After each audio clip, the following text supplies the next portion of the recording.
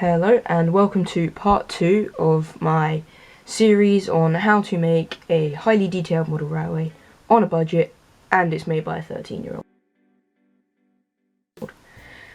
So in episode 2 I am going to show you how to wire these up. And an interesting thing to note, my dad said it's something to do with the colour registration on my camera, but you'll notice on the camera the green light fades on and off. But in actual fact, it's on all the time. But anyways, I am going to show you how to wire it. So it goes on, there you go, red light, green light. So I'm going to show you how to wire them up like that. And I'm also going to make a control panel. Okay, so I made a really simple track plan and control panel on Microsoft Publisher. So I'm going to print that now and then laminate it and stick it to cardboard.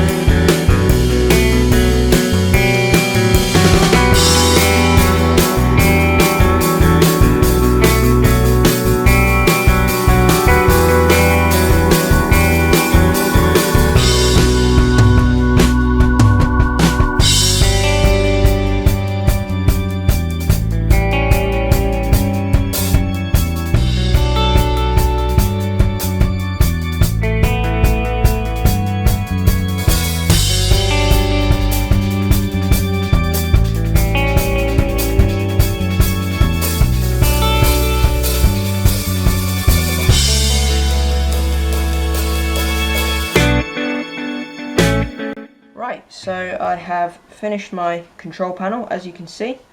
All the switches, dials, and my light switches, and everything all done. So now what I'm going to do is solder some little extension cables onto the bottom of all of my switches. And so the things you're going to need to do this are obviously a soldering iron. This soldering iron was £2.50 from a car boot sale, and it was brand new. You are going to need wire, a pair of crimpers. Now I use these crimpers because they have a wire stripper right here, and that allows you to strip the wire without accidentally cutting it. You can also use pliers. Most pliers have a little wire cutter in there. And you are going to need solder. Now this is Poundland solder, which obviously is £1, and this is some expensive solder. It's not much more expensive, it's about double the price, so £1, £2. But I would definitely recommend spending an extra £1 on the good quality solder, because the Poundland solder doesn't really melt properly. So I am going to wait for my soldering iron to heat up, and then I'm going to get soldering connections onto the bottom of these. So the blue switches you can see here are for my colour light signals. The red switches are for point motors, but for now I'm just going to put extension wires on all of them. So we will start by doing this one here. So the first step is to get your wire, strip the ends so that you've got an electrical connection, and then if you tighten them up like this, so they're nice and flat, you can put them in the little loop in the switches like that. Then bend it back and twist like that, and then you get your solder, your soldering iron, very carefully, it's very hot, melt a little bit of solder onto the connection.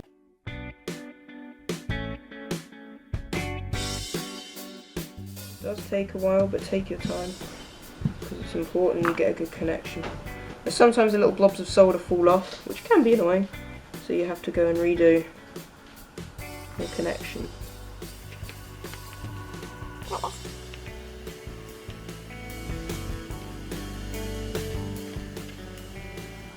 And there we go. So that's that one nice and soldered on there to get a good electrical connection. And now I'm going to go and do the rest of them, and I'll time lapse it for you so it's not boring.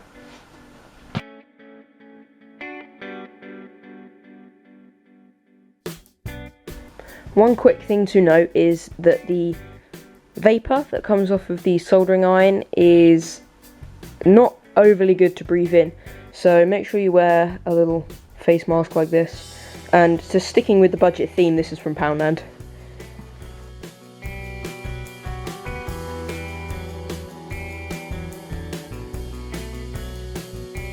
One other thing, this should go without saying, the soldering iron is very hot, so do not touch it. And if you're a child, adult supervision advised. I don't need adult supervision because my dad is clumsier than I am. I heard that. That was just my dad saying he heard that.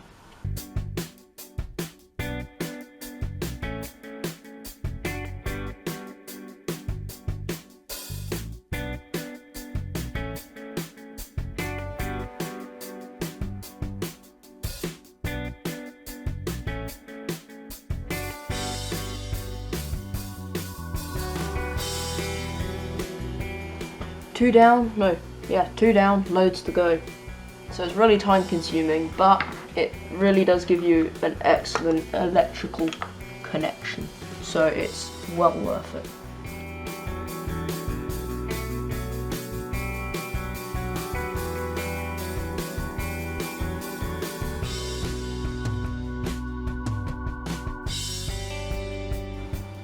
A weird thing is that the little eyelets in the blue switches are smaller than the red ones.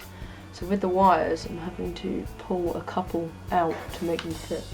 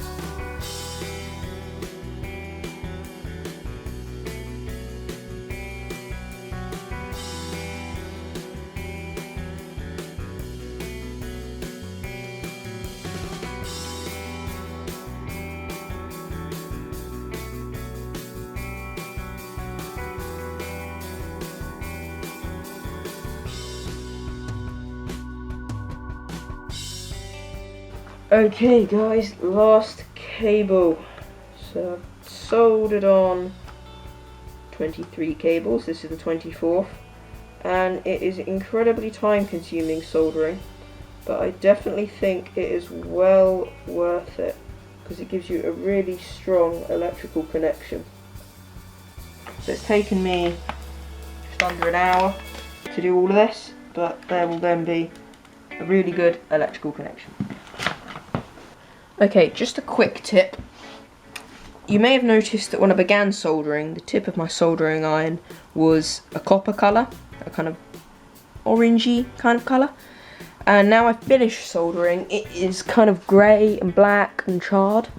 So once your soldering iron has cooled down, I would always recommend just get something like a sanding block and just sand away all of that black charred, I don't know what it is really, I think it's like melted solder that's stuck to it. And if you leave it on there, it becomes then difficult to get off at a later time, and it doesn't transfer heat to the cable as well, so the solder doesn't melt. So now you can see that's now brass shiny again. Okay, so I've got to the wiring stage of wiring my colour light signals, and I'm going to tell you now, it's not going to be easy to film, and that will also mean it's not going to be easy to follow, so I am not going to try and make it easy. So I'm just going to explain what I'm going to do, and I'm really not going to bother filming it, because you won't be able to follow it. So basically what I've done is taken the positive from all of my colour light signals and put them all together. I will then take the negative from all my colour light signals and put them together, and then I will wire in the green, the red to the red, and the green to the green, and I will do that with all of them. Sorry that I'm not going to film this, but you really won't be able to work out what I'm actually doing. If I get a chance, I might make a wiring diagram and put a link in the description, but we will see.